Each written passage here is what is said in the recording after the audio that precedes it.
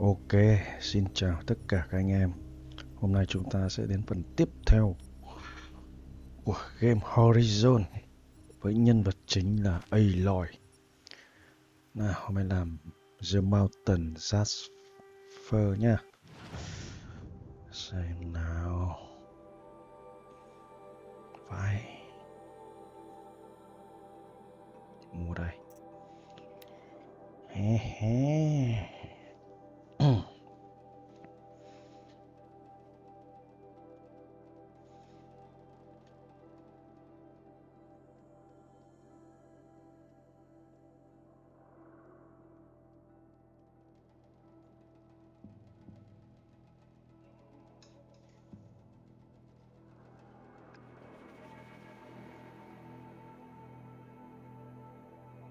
The way to the mountain will be hard. Ferocious machines prowl every step of the climb. More corrupted? Not corrupted, but they will not tolerate humans. So what else is new?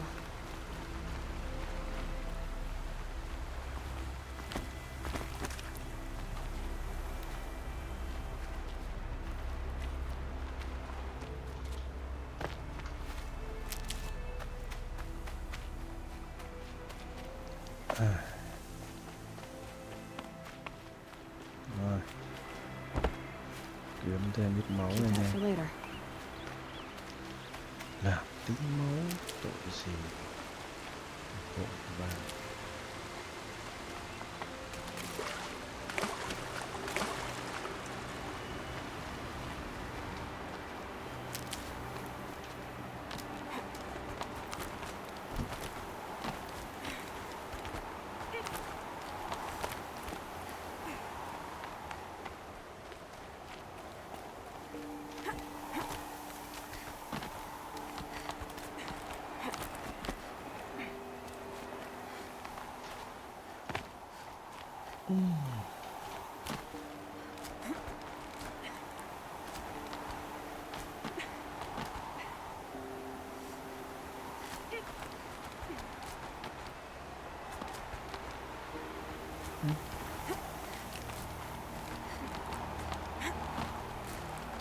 Nó phải kiểu này của nó. Lên nào.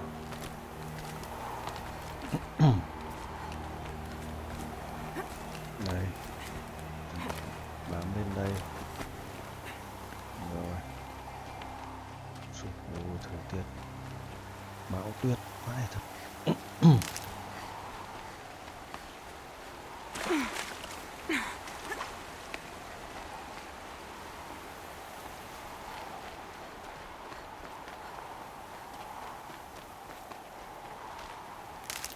Tranh thủ kiếm tí nguyên liệu.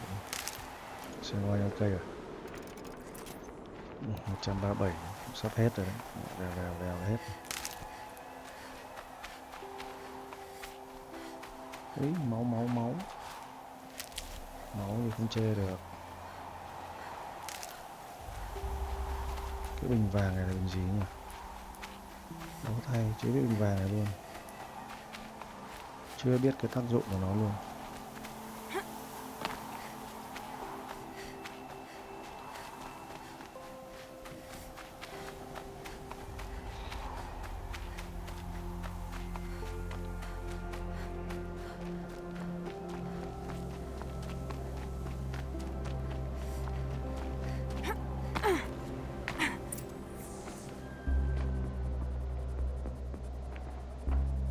Sacrifice. You did this. Cracked the inside of the mountain like it was an egg.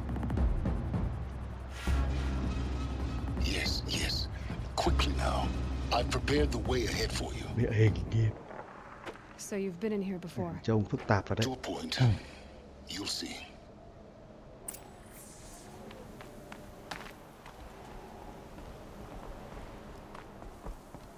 You made a climbing path for me, but left an army of machines for me to deal with?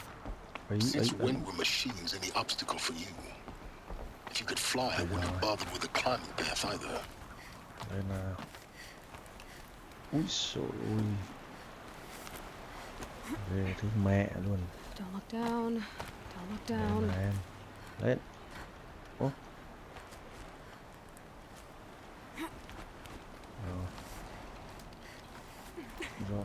Lên tiếp. Vô. Rồi.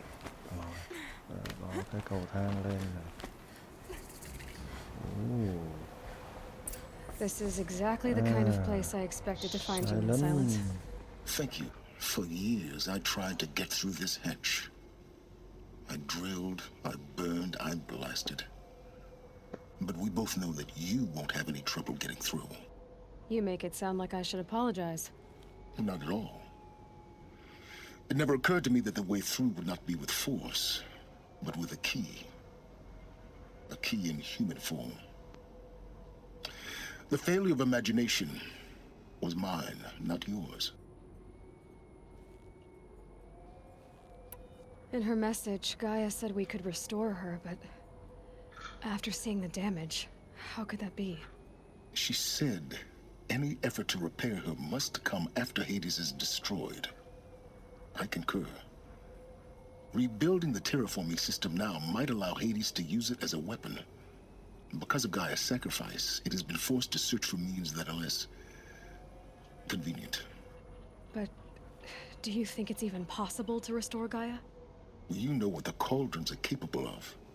How they fabricate any technology necessary to create a machine. By the same principle, it should be possible to replicate every technology necessary to repair Gaia. But that would take years. And we're counting the time we have left by the hour. Looks like you've spent a lot of time here. 19 years ago, a great explosion destroyed this mountain. Gaia's death, your birth. The echo could be heard as far as the claim. Ash darkened the skies. How they fretted in Meridian as they tried to read this omen. The crater burned for weeks, but when it cooled, I was the first to behold what lay within. Over time, the machines closed ranks to protect it. Useful. Soon, no one dared to come here. Except me. I thought you might actually be here this time. Actually, here. Why? My presence is unnecessary. You don't need my help to pass through this door. You were the one born to do this, not me. It's time for me to head in. Yes. When you find the Master Override, you will gain the power to defeat Hades. Everything depends on you.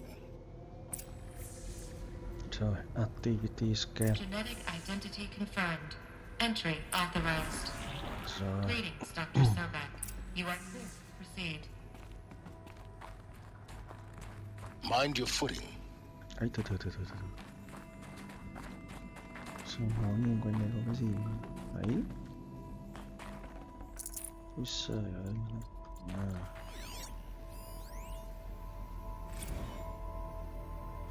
Rồi, đi.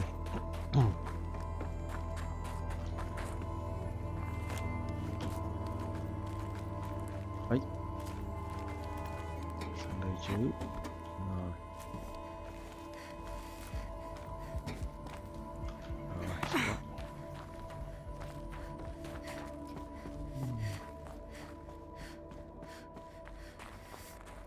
Rồi,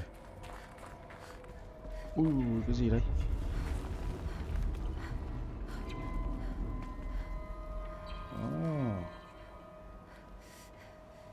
Từ nha anh em. Ui giời. Ui.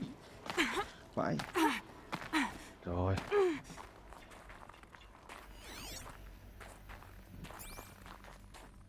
Xem nào. Đây rồi. Đây là cục pin cuối cùng đây để có thể lấy được cái set quần áo thời trang đẹp nhất và cũng bá nhất về chất luôn anh em ạ. Không, cái này mình sẽ cắt ra để mình làm cái clip riêng hướng dẫn anh em lấy những cái nó dễ nhất. Ấy. Ôi, thôi giờ làm tiếp nhiệm vụ này đã à. Giờ Mountain kìa. Ui vãi. Mẹ đi đâu đây? Ui.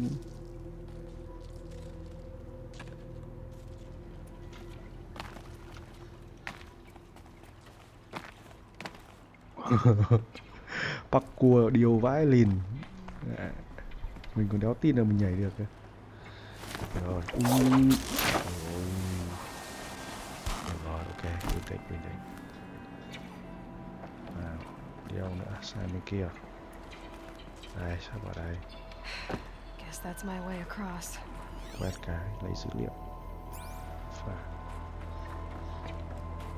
Đây, nhảy. Ui rồi. Mẹ, đau tim vãi. Mẹ, mấy cái màn này It's held like this for giống 19 cái years. game mà right? mình chơi Star Wars. Don't answer. Mẹ, leo, mắc cả leo luôn.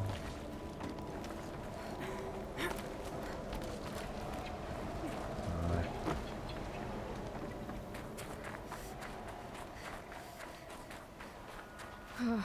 Glad that's over. Ôi. Rồi nào, giờ sao? C à? Mẹ xuống. Đây phức tạp phết đấy. Ôi rồi. Not this way. Maybe further up the shaft. Nào. Cái gì đấy? What? Mẹ vào đấy, nó chỉ vào đây mà. Ôi, chỉ nhầm đường à? Cút vãi. Mèo mẹ lên trên thì đúng hơn, đúng rồi. Mũi tên nó chỉ lên trên này này.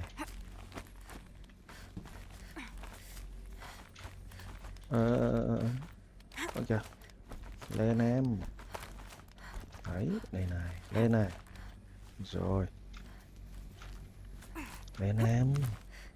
Đu cái mông lên. Ôi, nào đi đâu nữa? This must have been where they lived. Úi What's giời. left of it. Once this was all enclosed by rock and metal. Rồi, nào. Nào, rẽ trái.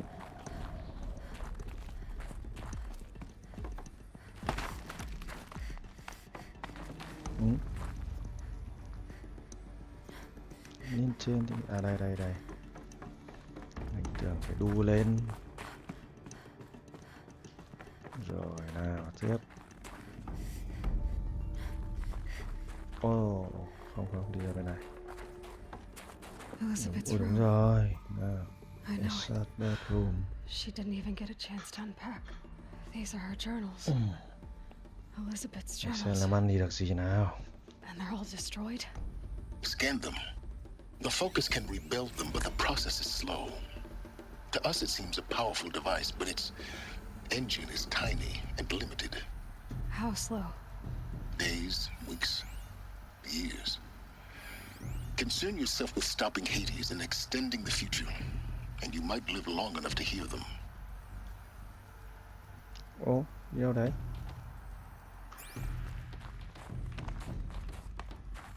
Ôi mẹ nó làm gì còn đường nữa? À lên đây à? À. Rồi, lên đây. Nào, leo lên. Rồi.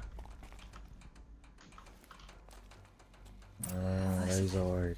Cuối cùng cũng vào được cái room này. What is this? Rồi. Nhận diện vân tay. This is Charles Ronson. I'm logging this 6 hours after final deployment of Gaia Prime. This morning, an access port seal malfunctioned. Gaia Prime's port seals were designed to close with a seam of less than 2 millimeters. But this one closed with a 10 millimeter gap. Enough for an energy signature to bleed through. Enough for the swarm to detect this facility. Enough for Gaia to be discovered and destroyed. Enough to end the future we worked so hard to make possible. Unless the hatch servos were manually re-engaged from the outside. I'm now switching to a recording of the event. Well, I'm not going out there. Not what I signed up for. Either we send someone out, or all of this was for nothing. It should be Liz's decision. So when is she going to get here?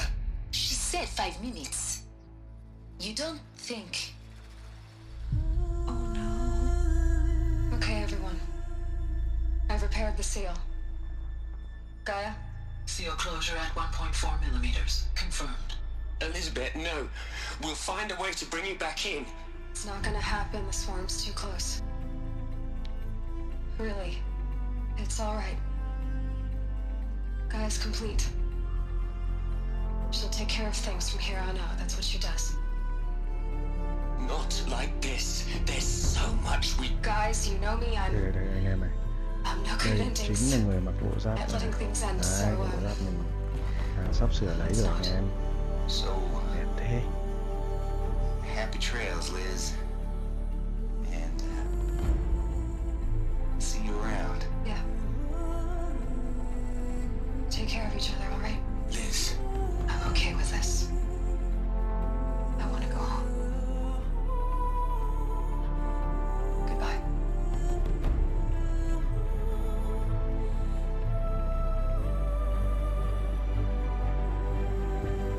that was the last transmission of Elizabeth Sobeck. She gave everything for the hope of life on this planet.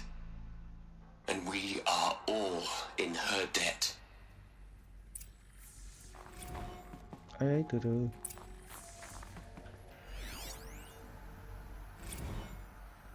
Rồi, cập nhật thông tin cái.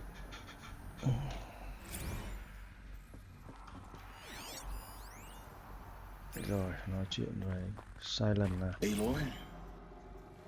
She's gone. Really gone. You knew she couldn't have survived, Aloy. And her achievements were beyond exceptional.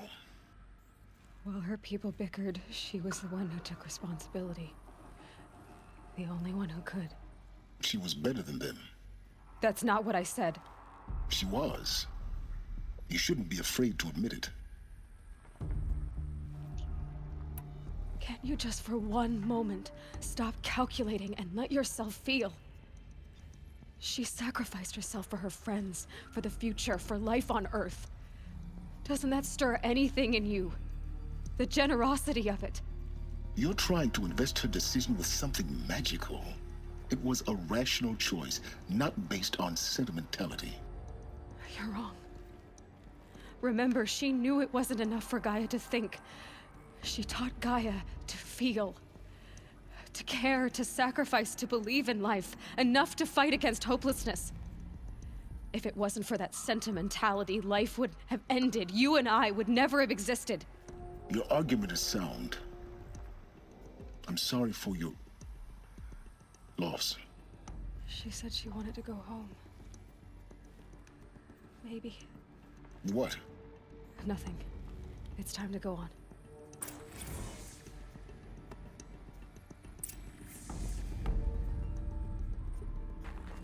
rồi lên trên kia.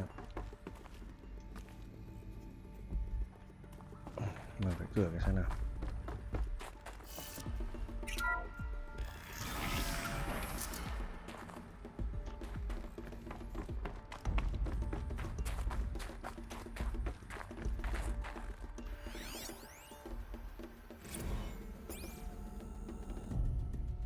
Lên trên à? À đây, chỗ bám nhé. Rồi. Hết.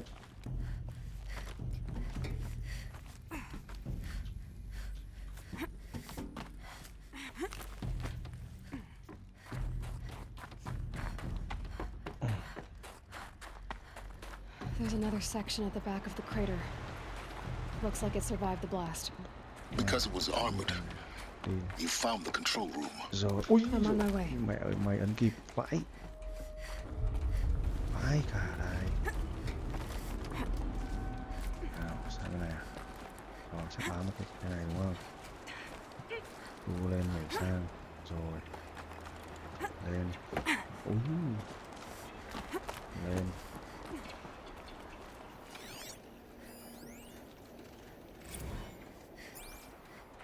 Địa hình hiểm trở vãi cứt.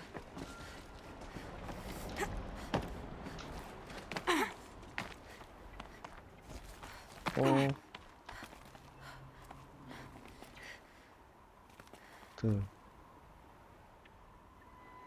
Rồi máu đấy.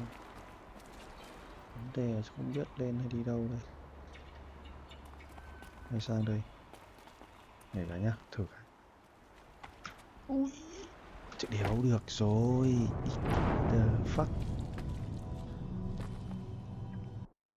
Trời ơi, mẹ cay quá. Nào, đi đâu? Trời ơi, nó bảo lên tới chết. Đi trên kia cơ. Ôi giời ơi. Xem nào, đi đâu và về đâu đây?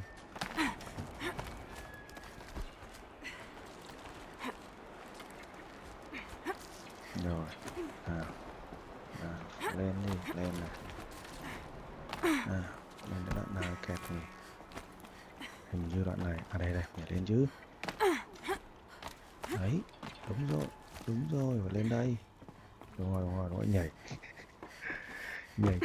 nhảy là sai đường. Quét đi. Đấy, mở rồi đấy. Vai.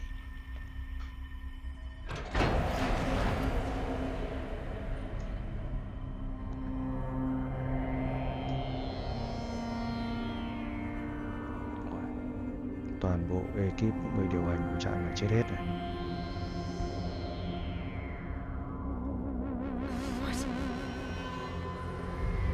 Và cái kiểu tư thế ngồi, tư thế chết này, mình cảm giác là đây là bị giết ngược đúng không? The air rushed in from this side. Because there was none inside the chamber. But the alphas were in there. I'm locked out of core control. Đấy. Alpha clearance overridden. What the hell is Omega clearance? Oh no. Alpha personnel. Sorry to alarm you, but I need you to listen, okay? To what I'm about to say. This isn't easy. See,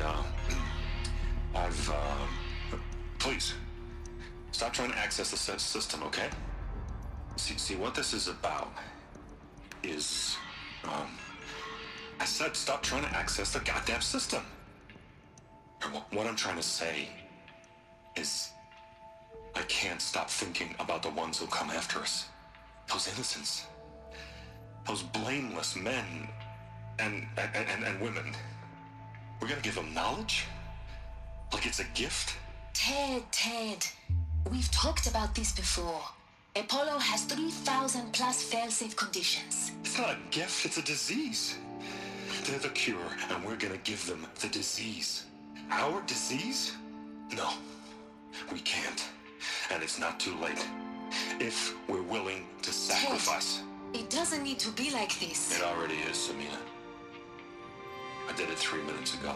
I've purged Apollo. It's gone. All of it. Every copy. A sacrifice? It's not a sacrifice, it's cultural obliteration, you crazy bastard! Millennia of culture! I'm sorry. Really, I am. But sometimes, to protect innocence, innocents have to die. Emergency alert. Platinum harvest.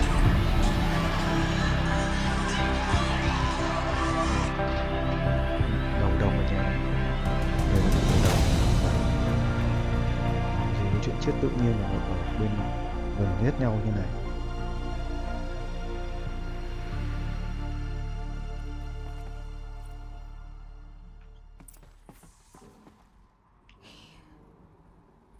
Anh ta đã giết tất cả mọi người. So this is why. This is why we were trapped in benighted ignorance for an innocent future. Blameless men. He never saw the slaughter in the Sun Ring. Everything these people achieved, all the knowledge of the old ones, evaporated, turned to dust, scattered to the void, like the Alphas themselves. No. Not a void. When the hatch unsealed and scattered their ashes on the wind, it took them out among the world they made. The world we're living in. It's a monument to what they died trying to accomplish. A monument to oblivion. Not oblivion, silence. Hope.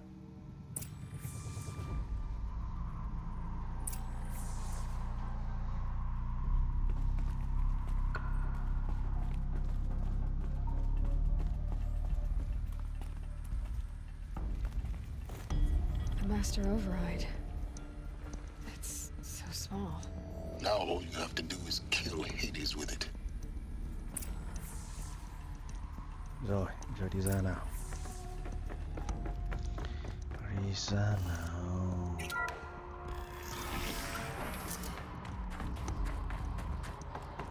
Nào, đi để chơi. Sợ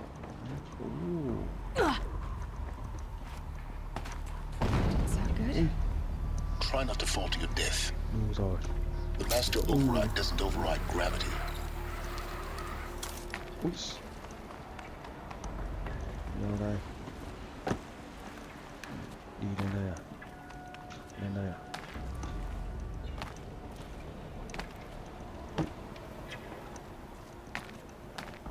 Ơ? Vãi. Ôi trời xong. Ôi giời ơi, sao chui vào đây thế này? Ôi trời ơi.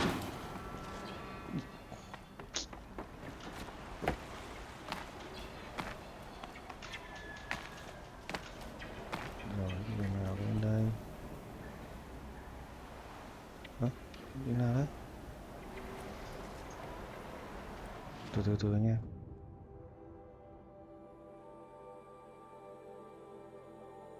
Return system sao? Hình như là trở lại. Mẹ đéo chỉ đường đi kiểu gì bây giờ.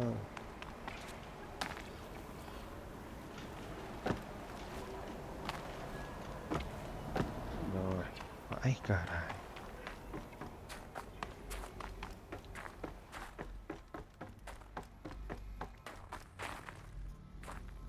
Trên, leo lên. Rồi, lên tiếp. Rồi, ok. You're here. For a moment, Silent nữa rồi. our journey Nó là together dành has lúc come này to đây. an end, Aloy. Chúng ta phải kết But before thúc I mọi go, chuyện. I think I owe it to you to tell you the rest of the story. Go on. Some time ago, I admitted that I'd been involved with the eclipse. But I never told you the full extent of my culpability. The truth is, I was there at the beginning. I found Hades, Aloy, buried on that mountain, trapped in that shattered titan. And I served it. What? It promised knowledge and delivered. Such knowledge, you have no idea. And in exchange? I helped create the eclipse. Helped it build a cult, an army to do its will. Why are you telling me this now? Because your success depends on knowing this. When I found Hades, the first thing it wanted to know about was the Spire. Not Meridian. The Spire. Now why would that be? The Spire was created by Gaia. Which part of Gaia? Minerva. Its code-breaking module. Gaia built spires to transmit the codes that deactivated the Faro robots, shut down their biomatter conversion systems. Hades wants to send a new transmission. To wake the machines, so they can devour the world all over again. Yes. Based on what we've learned, that's my conclusion as well. So the Eclipse... the robots they've resurrected... they're just a means to an end. An army to capture the Spire. Yes. So Hades can exterminate life all over again. Unless you stop it. I want you to tell me everything. Hades, the Eclipse. Everything. It's a long story, Aloy. Then get started. It began with a focus, recovered from an ancient ruin, as yours was so many years ago. In my case, the device was heavily damaged. There was just a flicker of life in it. I spent weeks studying it, attempting repairs, until finally, I succeeded. A whole new dimension of perception revealed, right before my eyes. That's when I detected it. A faint signal. Out there, something was searching, just like I was. A real kindred spirit. I followed the signal to its source. A shattered titan buried in the jungles of the Jew. So you thought it was a Titan? An old war machine? I didn't know what to think. I'd seen such wreckage before. The Grave Horde, for example. But this was different. This was not quite dead. It couldn't speak when I found it, until my repairs gave it a voice. So began an exchange of knowledge.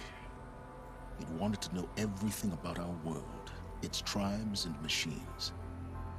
But the Spire was always its foremost concern. What did it want to know about the Spire? Its precise location, the surrounding geography, who controlled the land. Meanwhile, Hades revealed to me many of the intricacies of ancient technology.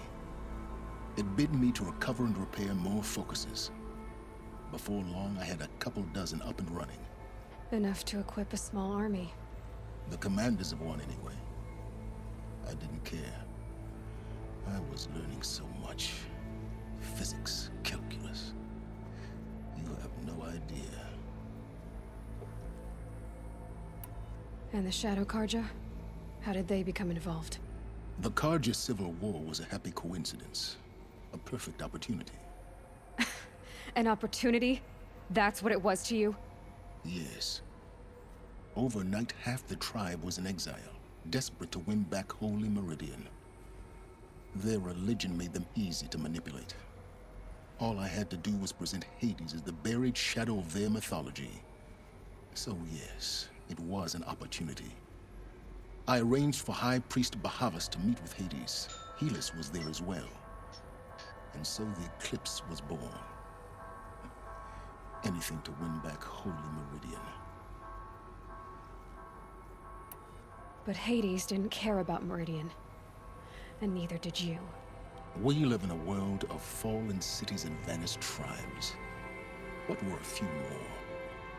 Besides, I was too busy setting up the cult's focus network to Hades' specifications. A thrilling technical challenge, especially with the alterations I included of my own design. The ability for you to spy on them. Yes. I may have been foolish enough to serve Hades, but I was never so foolish that I trusted it. I installed what the ancients used to call a back door in the network. Secret access, empowering me to monitor all activity and communications. What made you turn on Hades? It certainly wasn't your conscience. Actually, I was troubled the first time I saw the Eclipse raise an ancient war robot with my technology. I questioned Hades about its intentions. A little late. Indeed. I'd already outlived my usefulness.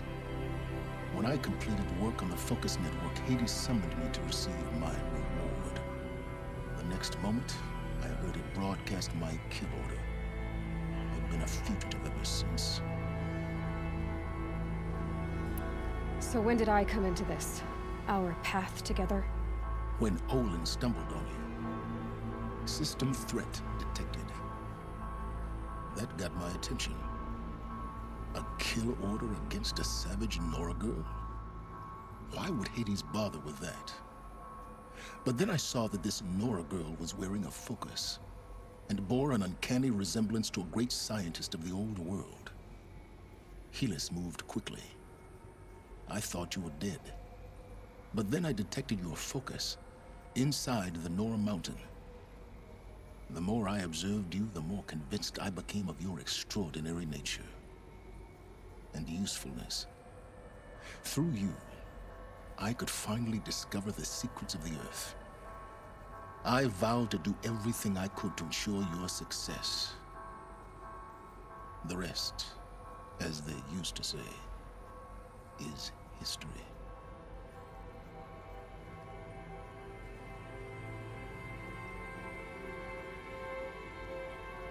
You've done terrible things, Silence. But you've also done what you could to undo them. I can't say you've balanced the scale, but At least you've tried. To be clear, Aloy, I would do it all again. A few more safeguards, perhaps, but basically the same. Really? So much for learning from mistakes. I've done all I can. From here on out, the rest is up to you. Take my lance. Fit the master override to it, and you have a means of injection. Then I just need to get close enough to Hades' skull to stab it in? Exactly. Oh, no problem. Silence! Where will you go? Elsewhere Giờ chúng ta đi đâu? and everywhere. There's so much more to discover before the moon comes. And all this? I leave it to you, of course. As it turned out, it was yours all along. I was merely trespassing.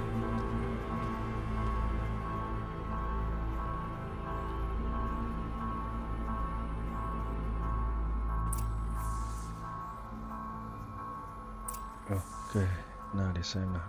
Tấn công vào ngoài Dancer.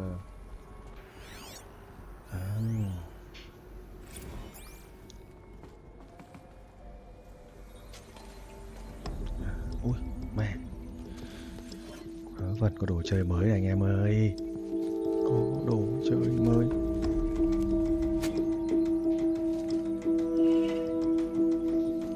Trời ơi, mình đoán có sai đâu. Quả sáo mới anh em ơi. Ngon quá. Mẹ cái đấy làm nhiệm vụ này cho này. Mẹ làm nó mới có hứng chứ, đúng không? Ngon. Trời ơi. Sâu hàng, sâu hàng. Ok. Từ từ anh em. Sâu hàng, sâu hàng. Xem quả sáo mới nào. Đâu rồi? What?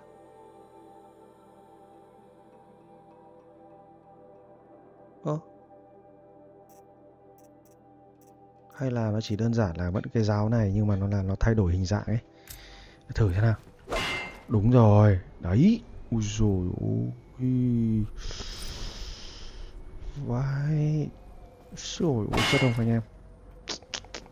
Chất vãi, nhìn đẹp nhỉ. Rồi nhìn này. Ui yêu chế. Nhưng mà từ từ. Để mình xem cái đam. Cái đam. Nào. Đam là 50, phá giáp 50, hiệu ứng set 25. Ngon đấy chứ nhỉ. Trời ơi. Được. Tăng. Từ. Cái này thì thật ra là sẽ nào.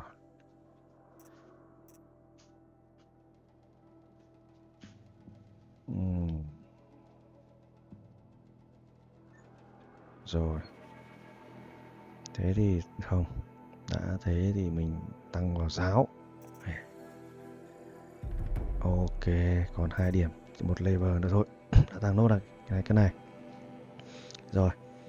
Hôm nay đến đây là kết thúc của phần này anh em nhá. Hẹn anh em phần tiếp theo thế nhá.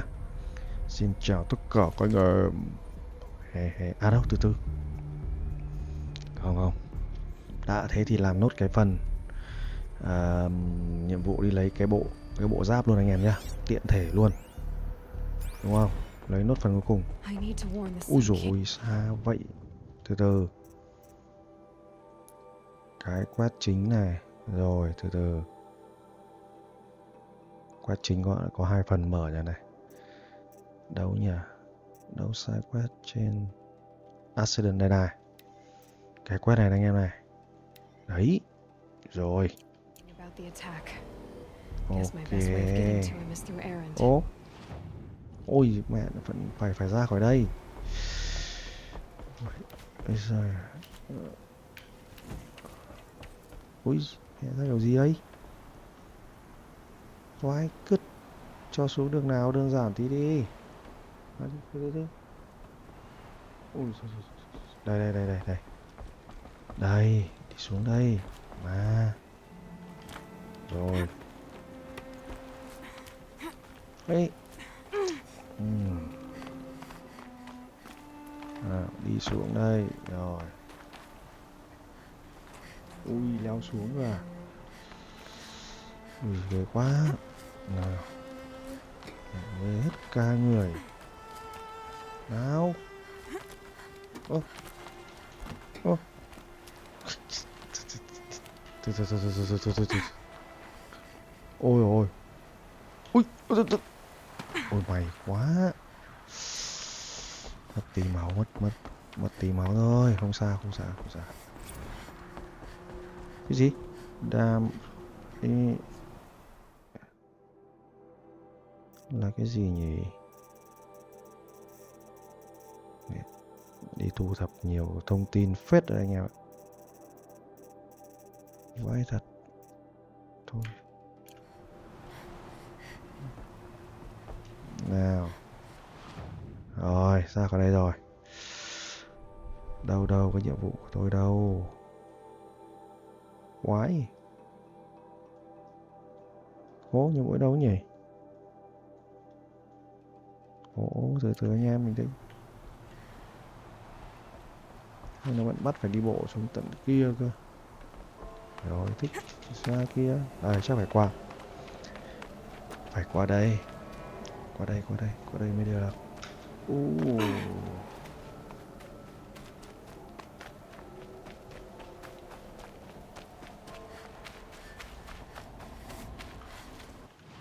Từ. Lần trước là mình nhớ nó ở đâu đây các bạn này.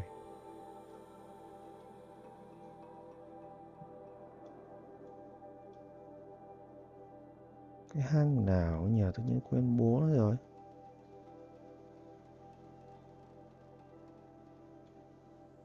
À đây là hang này. Là cái hang này. Mày giấu làm sao được. Đủ rồi, nó không cho cái chấm vàng đi về. Thế mới cay. May mà mình vẫn nhớ là ở trên cái map đấy. Ôi, nhanh nào.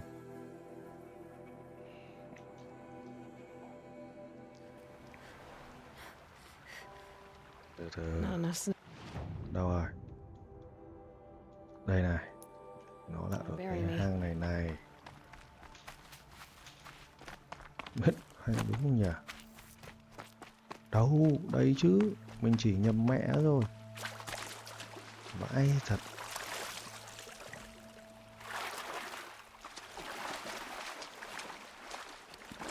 Sao bao nhiêu gỗ? 200 gỗ à? Nhặt luôn. Từ anh em. Chỉ nhầm. Vãi. Tức là nó ở đâu? À đây này. Ô. À đây hang này. Ôi thế thì cần gì phải đi bộ. Vãi mẹ. Đúng rồi, là cái hang này. Trời ơi. Đâu rồi. Đây.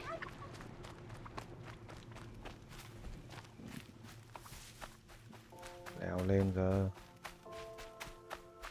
Ô. Đùa thật đấy. Chỉ chọc này thì chết à? Ôi, hắn biết sao. Đấy. Rồi ôi. Lại là parkour. À. Ở đâu á? Đây em ở đây. Đấy. Anh em ạ. Nó ở cái này. Rồi, ấn C xuống. Thôi. Đây là nước đúng không? Thôi cần C xuống cho lạnh. Mẹ ngất thì bỏ mẹ. Đúng rồi. Từ ấn map lần nữa. Ôi, phải ra rồi. Tí rồi chụp cái hình cái. Đấy là. Lấy hình này mẹ. Nó dễ nhớ. Nào nhanh lên nào. Đây này cho anh em xem nhé. Nhìn là anh em kết nó luôn. Trời ơi, bộ giáp nhìn nó đẹp dã man. Ôi, đây, cho nhìn tận luôn, nhìn gần luôn. Those clamps have the này. armor locked in place. Nào, Maybe anh em there's a phát way biểu to đi. power up the mechanism, Nhìn nó release có the đẹp clamps. không? Trời ơi, công nghệ giáp của tương lai. Thôi thôi, nhanh nhanh, ra làm một shopping em nó về luôn nào. Rồi đây, lắp cho viên pin vào, Only kích two hoạt. more. What? Đây nữa, Just one more. đây nữa. Đấy, There we rồi. go. The last one. Bây giờ thì ấn All V powered lên. up. These numbers. Đấy, nó như lần They trước mình must be cũng mở related của to segments of mở a của nó là circle. 2001, 1008 như này nè. Yên từ để mình xem nào. 6 bao nhiêu? 6 30 4 50 3 60 2 70.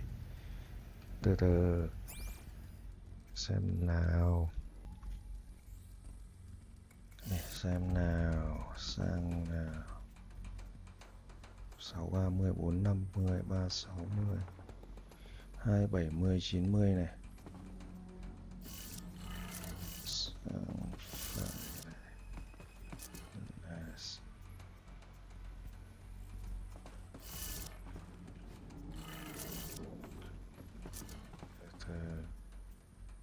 Cái thứ ba này, cái thứ tư là 270 và 90 này.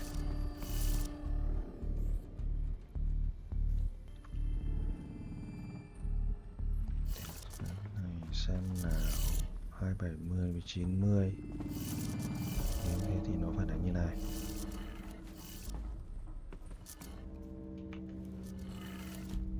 Did it. Đấy, mình bảo Let's have a mà, look đúng at that rồi. armor inside.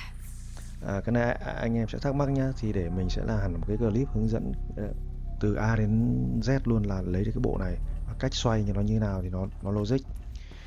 Nào bây giờ thì vào Now let's see what we thịt can luộc do with this thôi, đi material. thúc shopping thôi em ơi.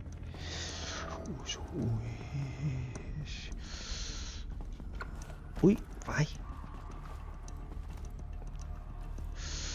Anh em nhìn chất không? Mẹ ngắm nghía nhá. Trời ơi, nhìn đẹp vãi cả đái luôn. Làm cái màu kim loại ưng thế. Mẹ, rồi cả cái đèn nhá. Đẹp thật đấy. Thôi, sực nha anh em nhá. Mình sực nhá. Big up. Yeah.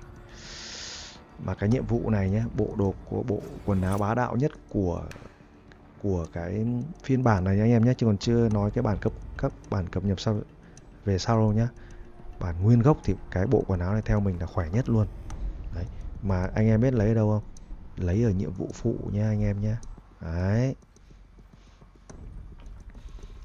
Từ từ mặc lên cho anh em xem nè. Đâu rồi?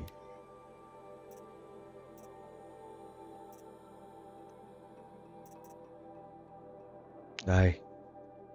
Nó là bộ này anh em nhé. Mẹ, vai cứt. Mẹ, nó không màu tím mà nó chỉ đơn giản là màu xanh. Ê, nó mới dị chứ đúng không? Này, mặc nha. Mặc vào đấy. Đấy, từ từ. Để xem. Để mình xem. Cái này nó có một slot. Mẹ, tiếc nhỉ, có đúng một slot. Kháng lửa, kháng sốc này. Mẹ, mấy giờ kháng lửa, kháng sốc. Nè, vãi nhỉ. Từ từ để xem cái bộ này này. Sang cái bộ này là kháng gì? Thì mình kháng melee attack này. Ôi giời ơi.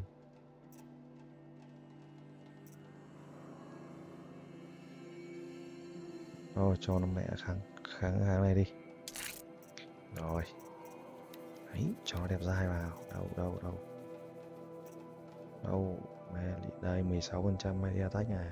Kháng cả băng này 7%. Kháng lửa. Rồi. Thôi. Rồi. Nhìn mặc nó chất thế. Mẹ. Nào bây giờ cho xem đây này. anh em nhìn nhá. Tang tang tang. Trời ơi.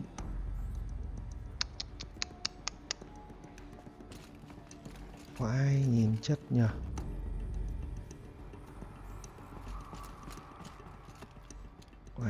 Vãi cứt thật.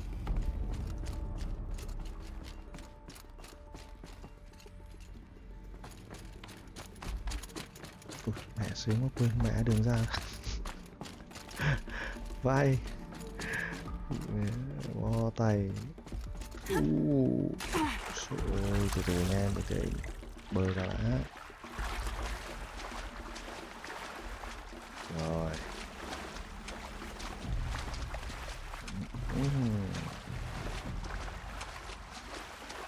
Giờ thì đến đây tạo thấy kết thúc anh em nhé. Hẹn anh em ở phần nhiệm vụ tiếp theo.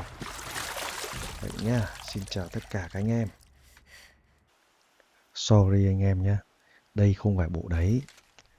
Mình quên mất là cái phần thưởng đấy, cái bộ đồ đấy nó ở trong cái hòm, anh em hiểu chưa? Lúc mà ấn vào nhiệm vụ ấy, phần thưởng của nó là trong có bộ đồ trong cái hòm, mình phải mở cái hòm ra. Thì đây bây giờ mở cho anh em xem, vãi đái. Và lúc mình mặc mà không giống cái bộ giáp lúc mình lấy. Đây, ở đây này anh em này. Chê suội đây này. Đấy, thấy chưa? Giờ mở nhá.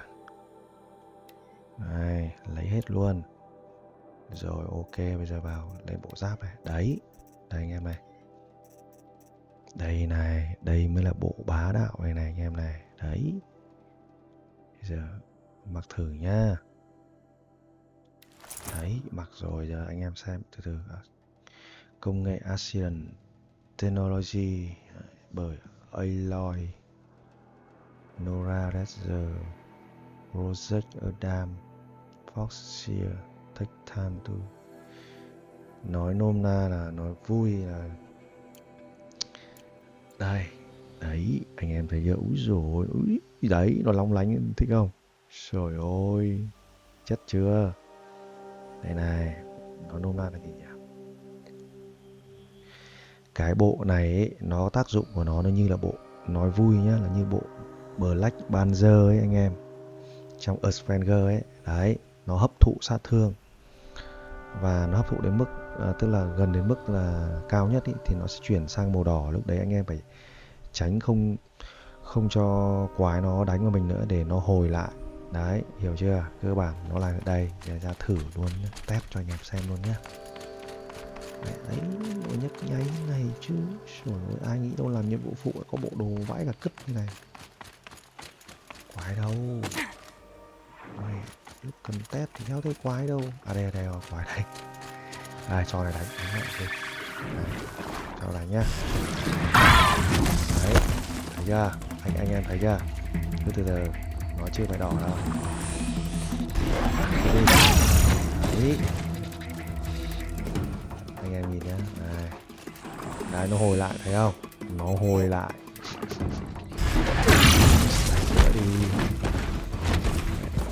Con này yếu quá, chưa đủ. Mình đánh đến mức đỏ. Mẹ phải lấy con đánh nhá. Để 5 người đéo rồi chết rồi. Anh em thấy không? Mẹ đã bảo nó vừa đẹp mà nó vừa chất lượng, chất như nước cất luôn. Chạy mẹ rồi, đánh với quả chán mẹ luôn. Vậy là không thì con nào ra. Từ từ, con này là phải nhập. Ý, sủ khủng. Nhưng mà nhá, hết cái thang màu xanh ở trên thang máu nhá là anh em mình là sẽ bị mất máu. Đấy, tức là đấy là cái nấc của cái mức độ cái áo nó chịu được. Đấy, hiểu chưa? Ui, đau quá. Thế nào?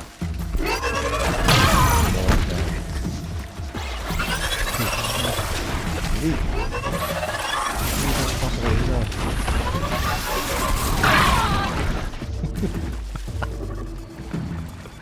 Cái này thì mình chưa test ở cái cấp độ quái level 2 mấy đâu, nhưng mà vẫn ổn đấy, thế là ổn rồi.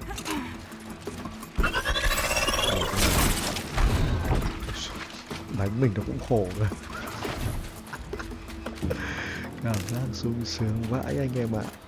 Thôi thế nhá, lần này là kết thúc thật đấy. Hẹn anh em phần tiếp theo nhá.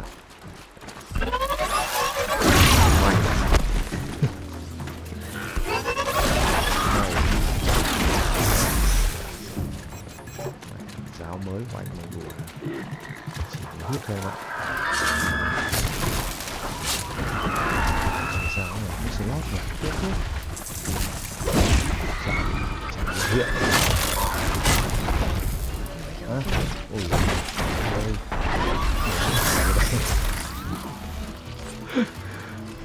Tập hai đài. Đấy, anh em thấy không? Đấy, được rồi, thế nhá, chào tất cả anh em.